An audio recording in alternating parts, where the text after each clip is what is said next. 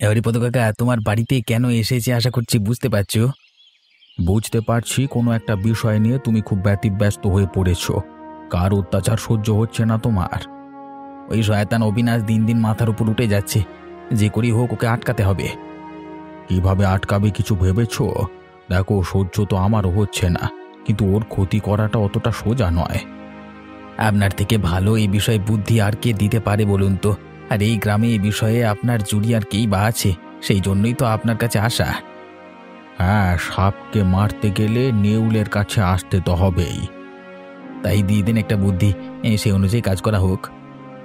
আগে একবার যেভাবে ফাঁসিয়েছিলাম অবিনাশকে, ওই বুদ্ধি আবার করা হোক। মানে কি করবার কথা বলছেন? বাঁশ বাগানে একটা মাংসের বাজার খোলা হোক। তাতে কি হবে? কি যে হবে সেটা সময় মতো বুঝতে পারবে তুমি। শুধু একটা কথা। কি কথা? মাংসের দোকানে যে মাংসগুলো থাকবে সে হবে পচা মাংস। অর্থাৎ আমরা জেনে বুঝে পচা মাংস বিক্রি করব।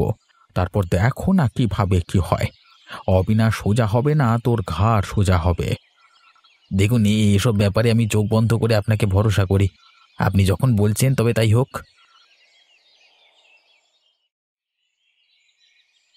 তুমি স্বামী হয়েছো কি করতে জানো না? কোন দায়িত্বটা পালন করেছো তুমি স্বামী হওয়ার? কেন, রোজ দুবেলা যে তোমাকে পেট ভরে খাওয়ানো হচ্ছে সেটাই বড় কথা নয়? না, সেটাই বড় কথা নয়। শুধু খেতে দিলেই তো আর হয় না, মন ভরে খেতে দিতে হয়। আর তোমার এই শাক পাতা আর আলু খেয়ে আমার হয় না। এই গরিব ঘরে তোমার জন্য কি আমি রাজভোগ জোগাড় করে আনবো নাকি? অন্যের বাড়িতে গিয়ে একবার দেখো, তাদের বউরা চাইলে স্বামীরা কি না কি জোগাড় করে আনছে। এরপরেও বড় বড় কথা বলবে তুমি? কেনার যখন মুরদ নেই তখন বড় বড় লেকচার দাও কেন?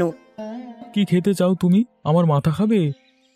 তোমার মতন একটা মেনিমুখ মিনসের মাথা খেয়ে আমার কি লাভ বলো তো? লোকের ঘরে সপ্তাহে অন্তত 2 বার করে মাংস হয়, আর আমরা যে কত বছর হয়ে গেল মাংস খাইনি সেটা তো ভুলেই গিয়েছি। আজ যদি ঘরে মাংস না হয় তাহলে আমি আজই এই বাড়ি ছেড়ে চলে যাব। এই ঘরে আজ হাঁড়ি চড়বে না যদি আজ মাংস না আসে। তুমি একটু বুঝে দেখো, আমি কোথা থেকে মাংস আনবো এই দুই গরিবের সংসারে, আর কিভাবেই বা আনবো? কিভাবে আনবে সেটা তুমিই জানো। আজ দুপুরে মাংস আনতেই হবে তোমাকে। এখন যাও, দূর হও তো তুমি। মুখের সামনে এরকম ভাবে দাঁড়িয়ে থেকো না। তুমি একটু কিন্তু ভেবেচিন্তে দেখলে পারতে। বেশি না বকে দূর হও, যাও। আর মাংস নিয়ে এসো চুপচাপ।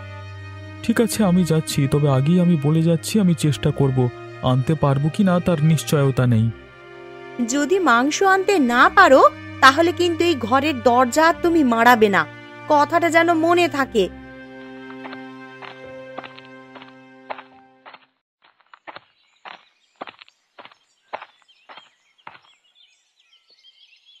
আরে খগেনদা, তোমার কি নতুন দোকান দিলে নাকি?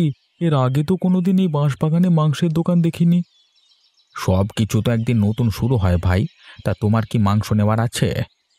আজকে যে হাড় কিপটে রতন মাংস কিনতে এসেছে, কি ব্যাপার? আমার জ্বালাটা যদি তুমি বুঝতে খগেনদা। তোমার আবার কি হলো ভাই? এমনিতে ঘরে টাকা পয়সার অভাব, এই সামান্য কটা টাকা তো রোজগার করতে পারি। তার উপর আমার বউ নীলিমা মাংস খাওয়ার জন্য আজকে এমন ঝগড়া করলো যে খুঁজে খুঁজে তোমাদের দোকানটা বের করে মাংস কিনতে আসলাম। জানি না মাংস কিনে নিয়ে যাওয়ার পর কাল থেকে কি খাবো। তোমার জীবনে বড়ই জ্বালা ভাই। তা ঠিক আছে, সবার জীবনে কিছু না কিছু সমস্যা আছে। তা কত মাংস নেবে তুমি? একদিন তো খাচ্ছ, একটু বেশি করে নিয়ে যাও। আমরা দুজন মানুষ খাবো, যতটা কম দামে হয় দাও। আমাদের থেকে কম দামে মাংস আর গোটা গ্রামে কোথাও পাবে না রতন। নিয়ে যাও, নিয়ে যাও, মন ভরে নিয়ে যাও। এই নাও ভাই তোমার মাংস। এই টাকাটা গুনে হরিপদ কাকাকে দাও। এই নাও কাকা টাকা। তবে একটা কথা বলতেই হবে, তোমরা ব্যবসাটা দুজন মিলে বেশ বুদ্ধি করে ভালোই করেছো। বুদ্ধি থাকলে উপায় হয়, বুঝলে তো? ঠিক আছে, আমি এখন তাহলে চলি।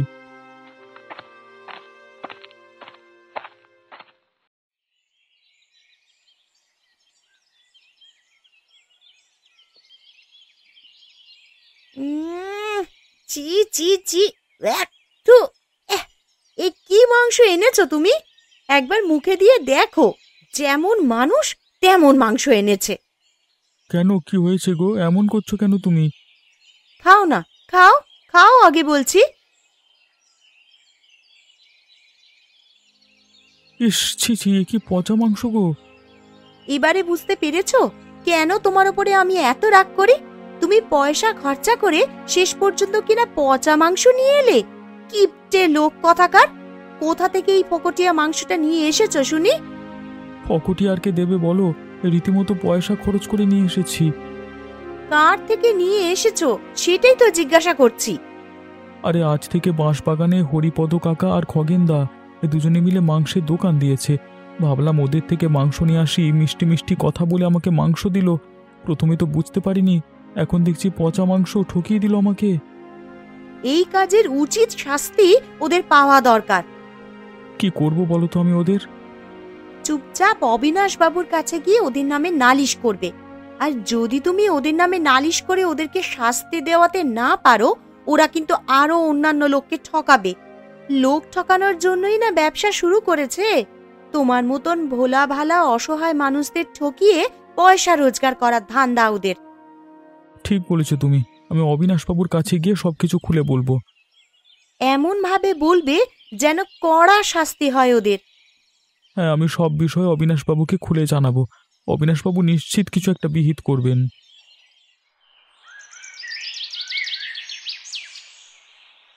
বাবু, বাবু, আমার সাথে বড় ছল হয়েছে, একটা বিহিত করুন। কি হয়েছে রতন? এরকম উত্তেজিত হয়ে আছিস কেন তুই? তোর মুখ চোখ দেখে এরকম মনে হচ্ছে কেন? বাবু, আমি অসহায় গরিব মানুষ, এমনিতে আমি টাকা পয়সা বেশি রোজগার করতে পারি না। তো কি হয়েছে? কেউ ঠকিয়েছে তোকে? বাবু দেখুন, আজকে সকালবেলায় হঠাৎ করে আমার বউ মাংস খাওয়ার বায়না করে। বউয়ের বায়না অনুযায়ী আমি টাকা পয়সা রোজগার করে কোনো রকমে মাংস কিনতে বেরোই। বাঁশবাগানের কাছে পৌঁছে দেখি ওখানে খগেনদা এবং হরিপদ কাকা দুজনে মিলে মাংসের দোকান দিয়েছে। ভাবলাম দুজনেই চেনা মানুষ, আর তাছাড়া ভালো ভালো কথা বললো, তাই আমি মাংস কিনে ফেললাম ওদের কাছ থেকে। কিন্তু কিনে নিয়ে দুপুরে খেতে বসে গিয়ে দেখি বাবা, পচা মাংস! ইচ্ছে করে আমাদের ঠকিয়েছে, আমাদের টাকা নিয়ে নিয়েছে পচা মাংস দিয়ে। এরকম মাংস খেলে যে কেউ মারা যাবে বাবু। কি বললি তুই? ওদের এত বড় সাহস! আবার শুরু করেছে সব। তুই বাড়ি যা রতন, যা করবার আমি করছি। ওদের যদি আমি গ্রাম থেকে তাড়াতে না পেরেছি, তবে আমার নাম অবিনাশ নয়। এই গরিবের আপনি ভরসা বাবু, চলি, প্রণাম।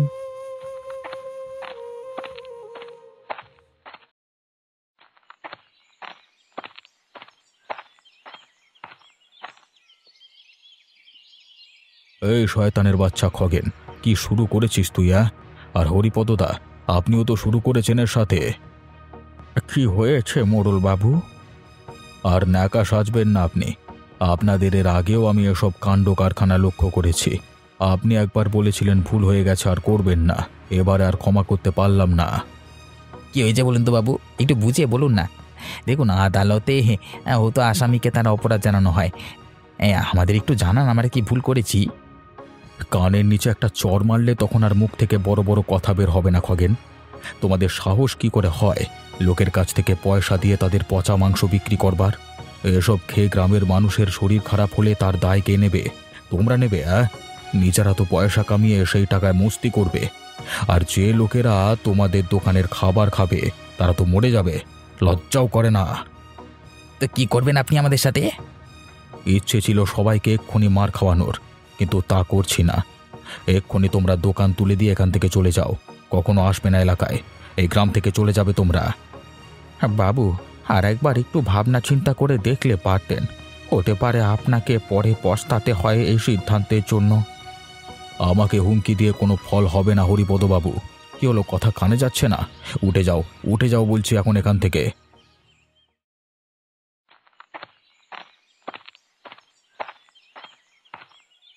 কি হয়েছে গোপাল? সকাল সকাল তুমি এরকম ছুটতে ছুটতে কেন এসেছো আমার বাড়িতে? বাবু, ওরা এসেছে, আবার জুটেছে, আপনি শীঘ্রই চলুন। এই সকাল সকাল আবার কারা এসে জুটল? সত্যি তোমরা জ্বালাতেও পারো আমাকে। ক্ষমা করবেন বাবু, সকালবেলা আপনাকে বিরক্ত করবার জন্য, কিন্তু সত্যি বাজারেও আবার ওরা এসে জুটেছে।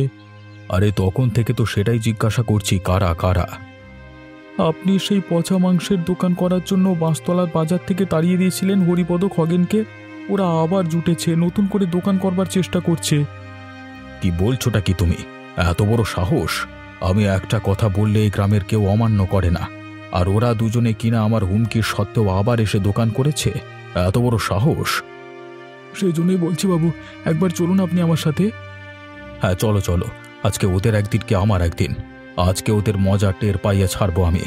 আজ আমি সত্যি যদি ওদের গ্রাম থেকে বের না করে দিতে পেরেছি, তবে আমারও নাম নয় অবিনাশ। আর দেরি করা ঠিক হবে না বাবু, চলুন। এতক্ষণে কি করে ফেলেছে কে জানে, সব শয়তানের জাত। হ্যাঁ, চলো, দৌড়ে চলো।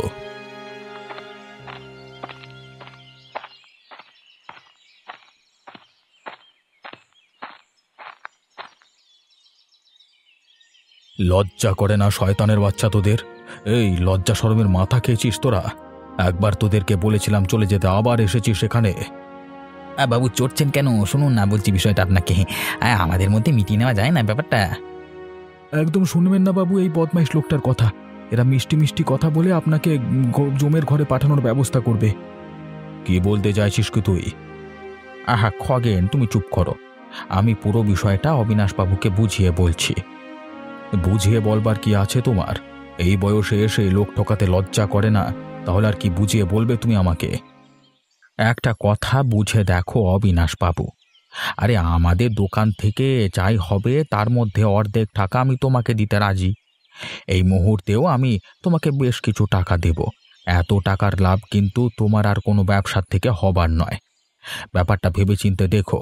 এই গ্রামের সৎ মোড়লের থেকে এত পয়সা তুমি কামাতে পারবে না কোনোদিন, বুঝলে? তুমি যদি আমার থেকে বয়সে বড় না হতে না, তাহলে এক্ষুনি তোমাকে চাপকে সোজা করে দিতাম। আমাকে তুমি ঘুষ দেওয়ার চেষ্টা করছো, তোমার লজ্জা করে না? ব্যবসা করতে যে আমার কোনোদিন লজ্জা করে না অবিনাশবাবু। তোমাদের থেকে আর কোনো কথা শুনতে চাই না আমি। এটাই আমার শেষ সিদ্ধান্ত। এই মুহূর্তে তোমরা এই গ্রাম ছেড়ে চলে যাও। এই গ্রামের ত্রিসীমানায় যেন তোমাদের না দেখি। বেরিয়ে যাও তোমরা এক্ষুনি। তোমাকে ভয় পায় না বাবু? আমাদেরকে গ্রাম থেকে তাড়ানোর কোনো অধিকার তোমার নেই। বরং এটাই ভালো হবে তুমি এখান থেকে চলে যাও, নাহলে এক্ষুনি একটা বাজে কাণ্ড হয়ে যাবে। কে ছোট লোক সেটা এক্ষুনি দেখিয়ে দেবো তোমাকে, শয়তান মোড়ল।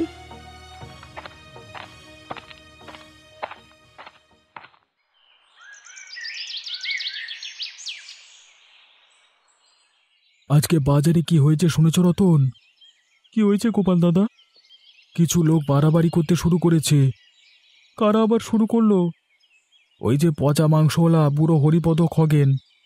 নতুন করে আবার তারা কি করলো? আজকে অবিনাশবাবু গিয়েছিল ওদের গ্রাম থেকে তাড়িয়ে দিতে। প্রথমে ঘুষ দিয়ে অবিনাশবাবুকে কিনতে চায়, তারপর যখন সুবিধে করতে পারিনি তখন অবিনাশবাবুকে অপমান করে তাড়িয়ে দিয়েছে। ওরা স্পষ্ট কথা বলে দিয়েছে যে যা করার করে নিতে, গায়ের জোরে অবিনাশবাবুর কথা ওরা শুনবে না। আজকাল খারাপ লোকের গলার জোর বেশি, বুঝলে তো? যারা লোকের খারাপ করবে ভগবান তাদেরকে শাস্তি দেবেনই। আর অবিনাশ বাবুর মতন ভালো মানুষকে যারা অপমান করে তাদের শাস্তি খুব তাড়াতাড়ি হবে। আমাদের একমাত্র অভিভাবক অবিনাশবাবুকে যখন ওরা পাত্তা দেয় না, তখন আর ভগবানের উপর ভরসা ছাড়া আর কিছু করবার নেই। দেখবে ওরা বিপদে পড়ে ঠিক অবিনাশবাবুর পায়ে গিয়ে পড়বে। সেই আশাতেই বসে আছি গো।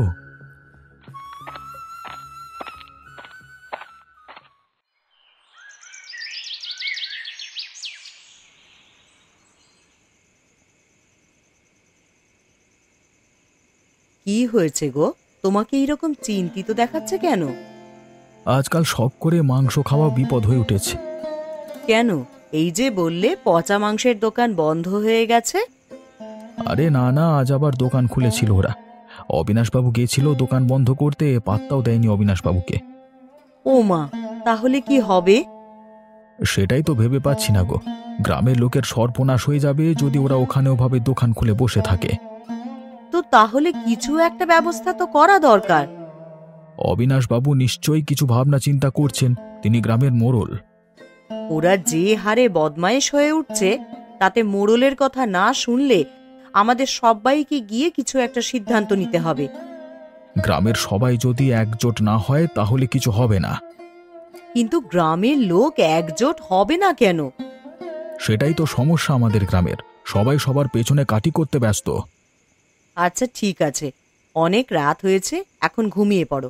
কাল আবার সকালে উঠতে হবে। দেখো কিছু একটা ব্যবস্থা ঠিকই হয়ে যাবে। আর তাছাড়া আমাদের তো কোনো দরকার নেই ওই দোকান থেকে মাংস কিনে খাওয়ার। হ্যাঁ, তুমিও আর শুয়ে পড়ো।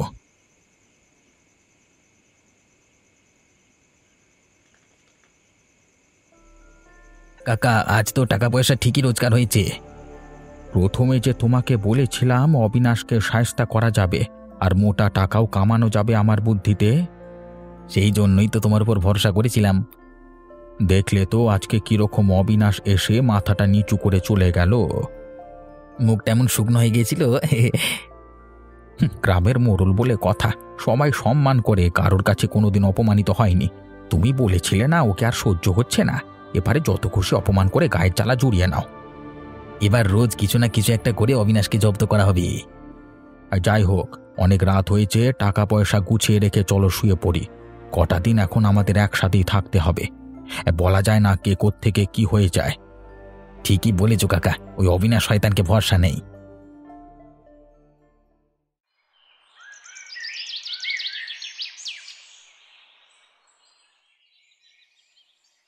ক্ষমা করবেন বাবু, শয়তানগুলো আপনার মতো সম্মানীয় লোককেও অপমান করতে ছাড়িনি। এই কথাটা ভেবেই আমার খারাপ লাগছে। কিন্তু তা বলে তো আর ওদের ছেড়ে দেওয়া যায় না। বাবু, আপনি বলেন তো ওদের মেরে গ্রাম থেকে তাড়িয়ে দিই? হ্যাঁ বাবু, এখন আমার গায়ের জোর কম না। এমন মার মারবো যে বাছাধনেরা পালাবার পথ পাবে না। আপনি শুধু একটিবার আদেশ করুন বাবু, তারপর দেখুন আমরা কি করি ওদের সাথে। বলি, ভগবানে বিশ্বাস করো তোমরা? হ্যাঁ, মানে আমাদের মতো গরিব মানুষদের উনি ছাড়া আর কি আছে বলুন? তাহলে তার উপরই ভরসা রাখো, দেখবে ভগবান খুব তাড়াতাড়ি এমন কিছু একটা ব্যবস্থা করবে যাতে ওরা নিজের ভুল বুঝতে পারে। কিন্তু আপনার অপমানটা আমরা মেনে নিতে পারছি না। দেখো, গ্রামের মোড়ল হতে গেলে, ভালো কাজ করতে গেলে ওরকম অনেক কিছুই হয়। সব কিছু নিয়ে মাথা গরম করতে গেলে চলে না। আমি চাই না গ্রামের মধ্যে কোনো বিষয় নিয়ে মারামারি হোক। শান্তি বজায় রাখাই আমার কাজ। আশা করি তোমরা বুঝতে পেরেছ। ঠিক আছে, আপনি যেমনভাবে বলবেন তেমনই হবে। আপনি যখন বলেছেন তখন আমরা ওদেরকে আর কিছু বলবো না। তবে একটা কথা মনে রাখবেন, এরপর যদি আপনাকে কখনো অপমান করে তাহলে আমরা ছেড়ে কথা বলবো না। এখন আমরা আসি।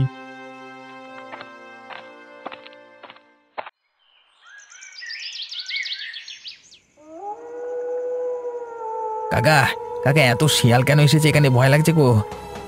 ওরে বাবা, এটা তো সব পচা মাংস খাওয়ার লোক এসেছে রে। বাঁচাও, আমাকে বাঁচাও তুমি কাকা, নাহলে এরা জ্যান্ত খেয়ে ফেলবে। আরে আপনি বাঁচলে বাপের নাম। তুই এরকম বলছো বিপদের সময়? দেখ ভাই, একটা পরিষ্কার কথা বলছি, এই বাঁশ বাগানের শেয়ালের আড্ডা, এখানে দোকান করে তো বসে থাকলে পচা মাংসের লোভ শেয়াল করবেই, আমাদের খেয়ে ফেলবে। তাহলে কি করবে তুমি? দোকান তুলে দেওয়া ছাড়া কোনো উপায় নেই আমাদের। ঠিক আছে, কালকে থেকে প্রাণের দায় দোকান বন্ধ। ঠিক বলেছ, আজকে যথেষ্ট শিক্ষা হয়েছে আমাদের। আমরা কালকে অবিনাশ বাবু আর রতন গোপালের কাছে গিয়ে ক্ষমা চেয়ে নেব। হ্যাঁ, ওদের পা ধরে আমরা ক্ষমা চেয়ে নেব, বলে দেব আমরা আমাদের ভুল বুঝতে পেরেছি নিজেদের।